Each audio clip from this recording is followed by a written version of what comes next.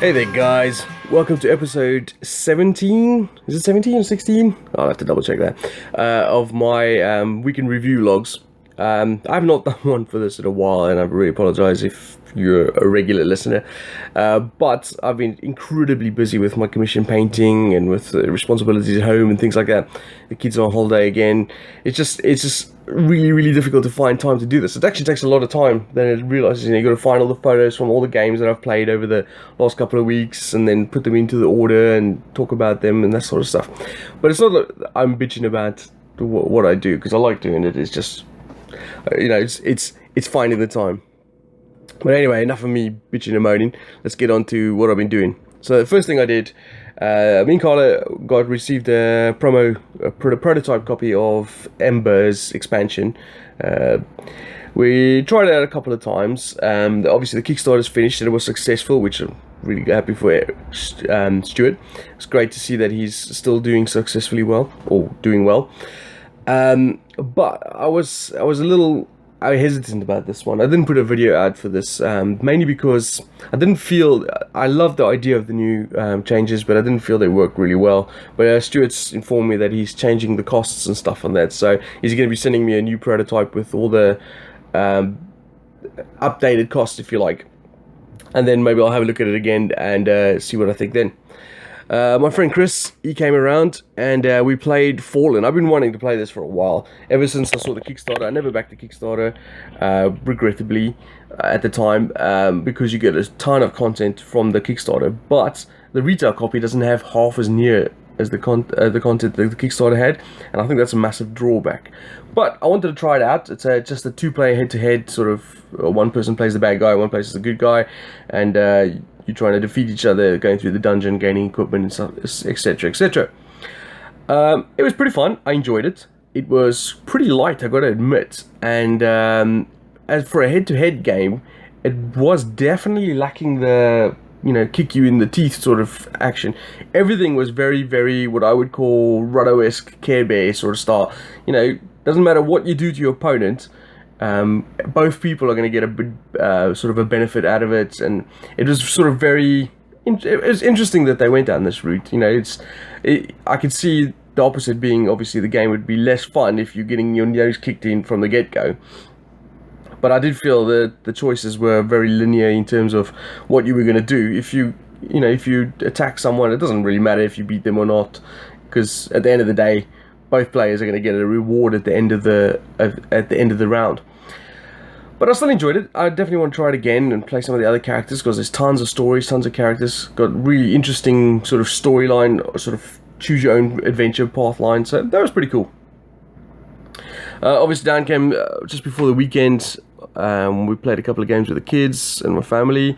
One of them was Dark Dealings, which is a new game that we haven't played before. I gotta admit, it had a very similar feel to For Sale. I mean, even when I was playing it, I was thinking, man, this is a lot like For Sale, just a fantasy version. Everyone liked it. It was enjoyable. It wasn't over them like, holy crap, this was awesome. It was just like, yeah, this is a good game. We'll play this again. I might try this with a couple of the other fellas, see what they think. After that, we played Moholmort, or Cheaty Moth. And as you can see with my son's face in the photo, it was a good laugh. It really is fun playing this game, especially in the right environment, because getting my kids to cheat after I've been telling them for ages not to cheat during games is really interesting.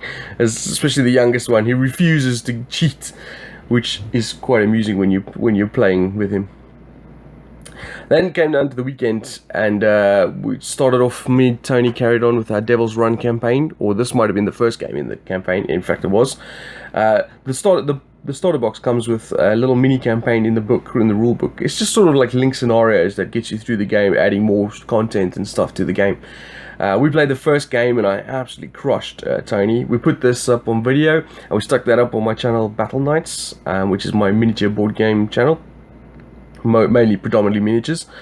Then after that, James joined us, and we tried a three-player game of Mystic Vale. I've only played this 2 players at this point, and I really wanted to play some more higher player counts, so I got them to play it. James really enjoyed it. Tony enjoyed it. I enjoyed it as well. It was better as a 3-player. It wasn't so one-sided. So yeah, it was good. I really enjoyed that. Then we played James's game, which is Secrets of the Lost Tomb, I think it's called. I can't remember who made this, but it's a very Indiana Jones style adventure-esque game. It was pretty good, actually. I enjoyed it. There was a lot going on, and certain situations. I mean, it wasn't the best adventure game I've ever played, but it was really fun and interesting. And I made a few mistakes, or we made a few mistakes during the game. Like I went down this path on my own and got loads and loads of negative cards. But as it turns out, you can only have one of each type, i.e. physical, mental, and so on and so on. But I had loads. I had like 6 or 7, which was hilarious. And it was amusing. We had a good time, and we absolutely destroyed the boss, which was also amusing. So we all won as a co-op game. It was interesting. I enjoyed it. I'd definitely play it again, but I wouldn't be in a hurry to play it again. And then we played Mare Nostrum. Now at this point, this was the first time I played Mare Nostrum. Tony and Martin have played it loads of times, and James had played it for the first time as well. I played as the Babylonians. Is it? No, I didn't play the Babylonians. I played the Carthaginians, the Black Meeples. And it was excellent. I really, really enjoyed this. I like this type of game, sort of map-based area control with secret power, not secret, individual powers. Different ways to win as well. I won by collecting 7 heroes / wonders, or 5 rather, and it was fantastic. Really had a good time. Really enjoyed it. Super looking forward to playing again, and have played it again since then, and still enjoy it. And that was the end of our night. We filmed that and put it up on my channel, Gaming Nights. So if you want to go check out how that went and more thoughts on what we thought about it, you're welcome to do that. Then on Sunday, played a game of Dead Panic with my family. I borrowed Dead Panic off my friend Tony, mainly due to the fact that it's a co-op game, it's light, and it had the zombie theme, which my family likes. So, or at least my kids and I do. So I wanted to get this. I have Zombicide, but Zombicide can take a little long sometimes. It's great fun. I love Zombicide, but it can take a little long, and sometimes it's a bit in-depth for when, you know, say, some of Alex's friends come around and so on. So I borrowed Dead Panic off just to see if this will fill that niche in the meantime until we, you know, are fully into Zombicide.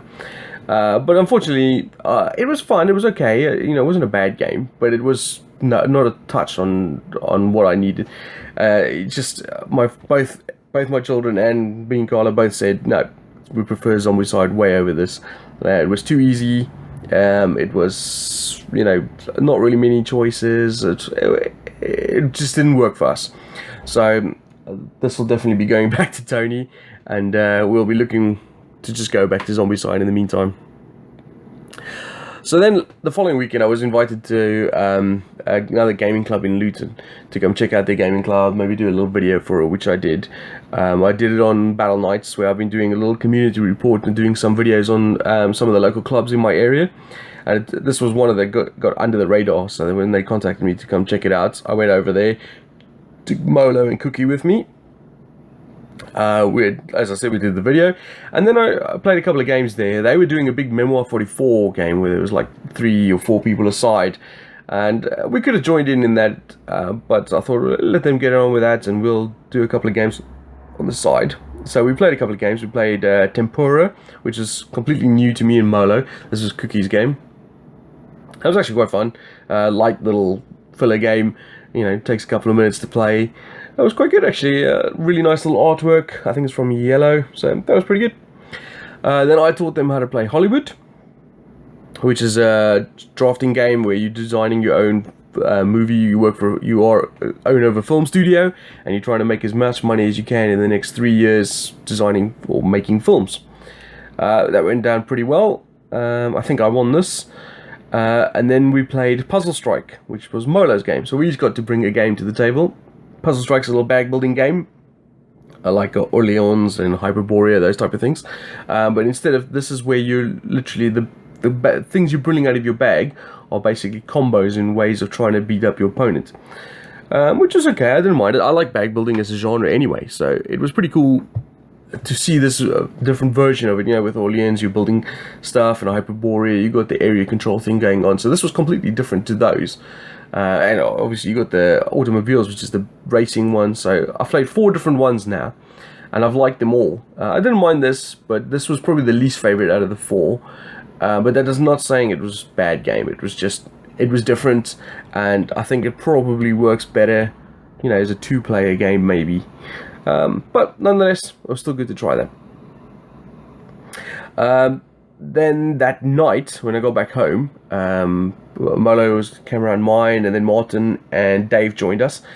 And I was really excited about this because we got to play the Ruin Saga, which was, if you're not familiar, it's a combination of 3 different types of games designed by Shem Phillips, and I think is it Garphill Games? They do 3 games called Shipwrights, Explorers of the North Sea, and Raiders of the North Sea. 3 different games altogether, and you can play them in one sort of continuous campaign where you play one game. When you do the second game, the winners of those games and people who complete the achievements in those games get abilities for the next game, and so on until you complete all 3 games, and the person with the most ruins is the winner of the overall campaign. Really simple idea, really fun, and I was really looking forward to this. We got started with obviously Shipwrights, where you build ships, and you're obviously a Viking clan building ships and trying to gain a certain amount of victory points to win. Shipwrights on its own, I've done an overview for this on my Gaming Nights channel. In fact, I've done an overview for all these games, and I don't mind Shipwrights. It's a bit of a take that game, and it's quite quick if everyone knows what's going. Unusual drafting mechanic, which I'm still not convinced I like, but it's not the end of the world for this type of game. I thought it was an average game, or average okay game, but with the Ruin Saga added in, I actually thought it was really good, and this was the best game I've had of this, playing in the Ruin Saga campaign. Really enjoyed this. I won this, and then we went on to the next game, which was Raiders of the North Sea, where this one's more of like a worker placement with a really interesting worker placement method that I've not really seen, where you only have one worker, and when you put the worker down, you gain that ability of where you placed it, and then you retrieve a worker from somewhere else, and then you gain the ability from whatever you retrieved it from. So you get to do 2 actions every turn, and generally you can't be out, you can't be locked out of a location, because you can put your worker anywhere in open space and then retrieve a worker from any full space, obviously allowing you to do pretty much what you want. You just might not be able to do it in the order that you want. I really like this game. I actually rate this game quite highly, and I really enjoy playing it. And again, with the inclusion of the Ruin Saga, it actually adds to it as well. I said in the Ruin Saga thing, well, actually I'll tell you about that once we finish off the 3rd game. So I won this one as well, so I got 2 victories in the bag here already, and we go on to the 3rd game, which was Explorers. Now none of us had played this game yet, because this literally arrived with the Ruin Saga campaign box. These all belong to Martin. We played this for the first time, and I wasn't 100% sure what to expect from this. It looked really cool when I saw the run through for it. I like the idea of building out the archipelago. Really enjoy that sort of mechanic, and I like the fact that there was different goals of gaining victory points and stuff. So I actually enjoyed the game. It was very, really light, probably easily the lightest of the 3. Really fast as well. And Martin won this by an absolute landslide, because I wasn't really paying attention to how much points he was scoring from this one particular mechanic he was using. But overall, we finished all 3 games in the night, and then obviously concluded the Ruin Saga campaign, which I won on a tiebreaker with Martin. But overall, I enjoyed the experience immensely. I thought it was a fantastic overall experience. All 3 games was really cool. I mean, I said in the video that the Ruin Saga takes 2 average games and makes them good, and keeps a good game good. So for me, that was a really good experience, and I'll happily play that again. So that's the games I played over those couple of weeks. I'm going to stop the games sort of played, keep some of the rest for the next vlog. Game of the week was Mare Nostrum easily, although Ruin Saga came really, really close, because that was a really great experience. But for me, Mare Nostrum is just a fantastic game. Alright, so let's go on to some painting stuff. I can now finally, now that the Kickstarter is finished for Devil's Run, I can show you some of the stuff that I painted. These were all commissioned by Wordforged Games to use as alternates or as the actual things for the Kickstarter.